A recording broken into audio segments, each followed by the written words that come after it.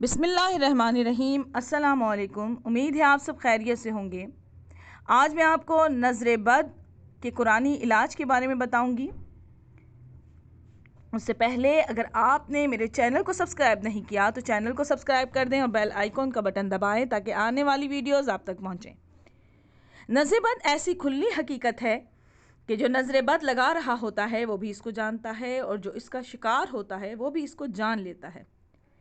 ہر انسان کا اول فریضہ تو یہ ہے کہ وہ اپنا تجزیہ کرے کہ اس میں یہ خصلت کس قدر موجود ہے، اور دوسروں کو اپنے شر سے محفوظ رکھنے کی کوشش کرے، اور بارگاہ الہی میں دعا کیا کرے کہ اس کے وجود میں وہ جوہر متحرک کرے جو نظر کو نیک کر دیں۔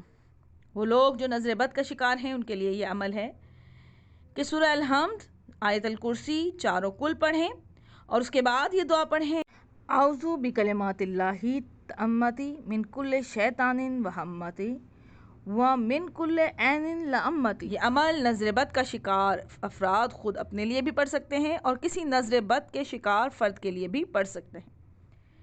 اس کے علاوہ نبی کریم صلی اللہ علیہ وآلہ وسلم نے فرمایا کہ اپنی اولادوں کو اس دعا کے ذریعے حتمی طور پر محفوظ رکھو: اللہم یذ السلطان العظیم والمن القدیم والوجہ الکریم یذ الکلمات التامۃ ودعوات المستجبات آف الحسن والحسین من نفس الجن واعین الانس۔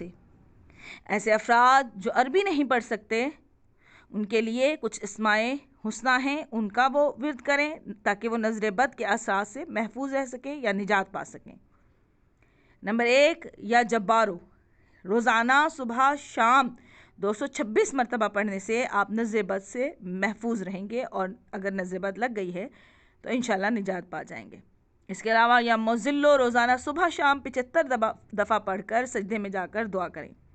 اور جو افراد اپنی نظر کو نیک رکھنا چاہتے ہیں انہیں چاہیے کہ وہ کثرت سے یا حمیدوں کا ورد کریں، انشاءاللہ تعالی آفاقہ ہوگا۔